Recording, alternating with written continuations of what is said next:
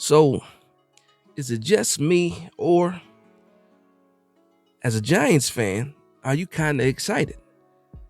Like, I'm really kind of excited. The way the season ended last year, and all the woe is me stuff going on, early on in the off season. I'm sitting here today. The draft is a little over a month away, and I'm excited for the New York Giants. Now, there's some big question marks still. The quarterback situation. What we doing in the draft? Are we going with a wide receiver? We also need offensive linemen. Can we solidify this defense? Xavier McKinney is gone. Do we draft the safety? Do we have somebody, that can step up in the secondary? And despite all those questions, I'm sitting here and I'm excited for the New York Giants. Now, a lot of that has to do with the Brian Burns trade. I think what he brings to the New York Giants as a defense as a whole is just fantastic. Having him opposite Kayvon Thibodeau, Dexter Lawrence in the middle, Bobby Okereke in the middle at the second level. I'm very, very excited. And it's funny too, because if I compare my feelings at the end of the season versus now, it's almost like night and day. And again, we still have a lot of moves to make. And again, we're still fighting as fans. We're still trying to figure out what's the best path for the New York Giants. Is drafting a quarterback at 6 the right move to make? Or are we passing up on a generational talent or a wide receiver one that we also need in the room? The offensive line still needs to be upgraded as well. But when you look at some of the moves that are being made, I have to say, so far, so good. Joe Shane, you are doing a fantastic job so far, especially in this offseason. Now, the one thing that we have complained about outside of the quarterback that we have complained about since Eli Manning is the offensive line. And when you look at some of the veteran pickups, no, it's not household names. No, it's not the biggest targets that were on the market. But what do you get here? Solid veterans. What was the issue that we had? Young offensive line. No, not a lot of veterans. We couldn't gel. We were depending on guys like Ben Bredesen, Joshua Zudu, Evan Neal, Marcus McKeithen. All these guys were young players with not a lot of experience. And now you look at some of the guys that we picked up, 29, 30 years old, 28 years old, 27 years old, and have solid starts. John Runyon, solid starter. Jermaine Illuminor was a solid starter. Aaron Stinney, not the best, but still a solid starter with a lot of starting snaps. Even the backup center that we picked up, got a lot of snaps. So you can't say that the O-line is not experienced. They come from, or they do have a history of quality, solid, and good play. So if they get here and the offensive line is not improved just with the moves that we made already, then you have to say it's a blocking scheme issue. It's a coaching issue, which we have a new coach as well. We got Bobby Johnson out of there, and a lot of people believe, under the belief, including myself, that Bobby Johnson was a big part of the reason for the poor offensive line play. So you add in Carmen Brasillo. He has a pretty good track record at the offensive line. At some point in the season last year, he had that Raiders group in the top 10, and later on in the season too. So I'm sitting here like, yeah, I'm a little excited about the New York Giants. And I cannot wait for the draft. Again, so could the New York Giants go offensive line? Maybe. Do I think they will? No. Could the could the New York Giants go quarterback in the draft in round 1? Maybe. Will they do it? Do I think they'll do it? I don't know. Like, I want them to, but I really don't know.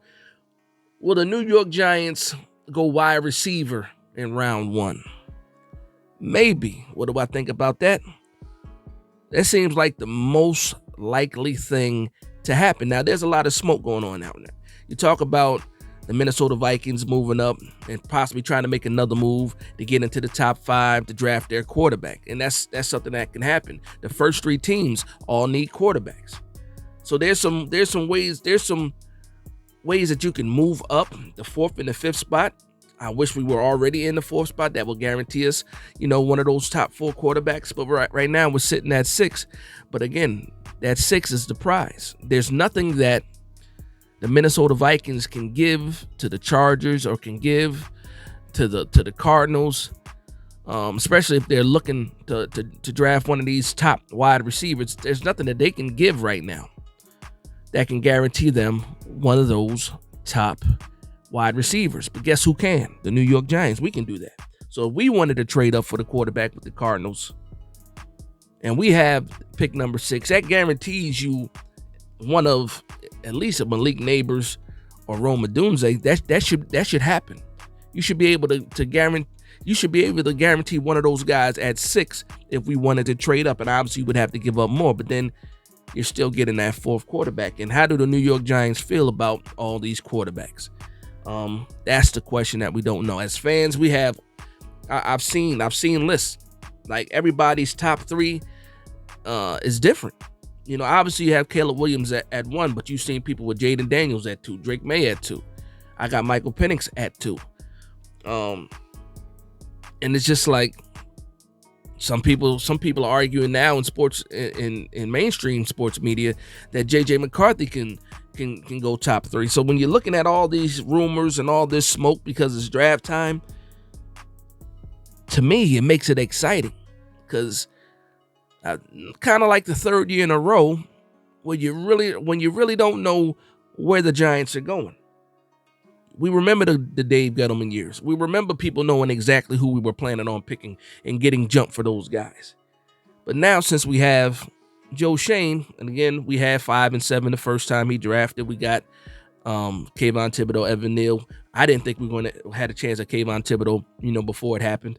And then once we saw what the Panthers did, Evan Neal, like, okay. And then when we look at the year after that, we're picking at 25, and it was either wide receiver, cornerback, so we were still guessing. But now at 6 right now, I really don't know what the New York Giants are planning to do. I have ideas, but there's no real, I can't say definitively, what they're going to do. And I kind of like that. So another thing I want to touch on too is the tight end room. So we have, Darren Waller deciding whether or not he wants to retire. And then we see the moves that he made, that Joe Shane made, adding tight ends to the roster. But the thing is, he added, more traditional tight ends. Nobody's a threat like Darren Waller. So what that says to me is you're preparing for life without Darren Waller, because Darren Waller is the only reason why you treated the tight end the way that you did last year. The way that you did the way that you lined him up and stuff like that. He's a threat. You want to line him out in the slot a little bit, out wide a little bit for a tight end. But you look at the guys that we picked up: Jack Stahl, Chris Manhertz, right? Jack Stahl, younger guy from Philadelphia. Manhertz, pure veteran, 30 years old, still has something in the tank.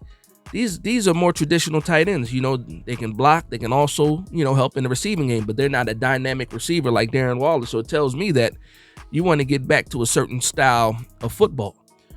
You know what I mean? You want to be able to attack and keep the defense guessing, because most likely if Darren Waller's out there and you add another tight end, you're probably going strong game, trying to run the ball, this, that, and the third.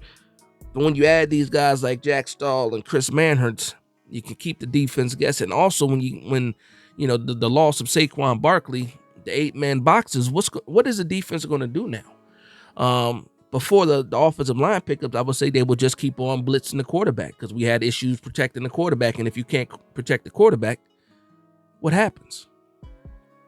Exactly. So it doesn't matter what happens if you can't protect the quarterback, if you can't deliver the ball. So with the improvements on the offensive line, the additions that they had, depending on what we do the rest of free agency, and also, figuring out what's going on with quarterback. And then if you do add that wide receiver one to this group, to me, I'm excited. I'm excited for the Giants, man. I will say this also, because it's only the second week of free agency, I do expect the New York Giants to sign a veteran cornerback. I do also think they need to bolster the defensive line, maybe a little bit, depending on who's out there.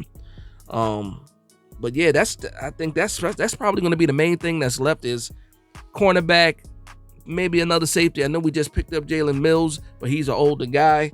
But I think cornerback, the Giants can't be done right now in free agency. They're still making minor moves, but we still need a veteran cornerback to add to this room, to add to the secondary. I love Jerome Henderson.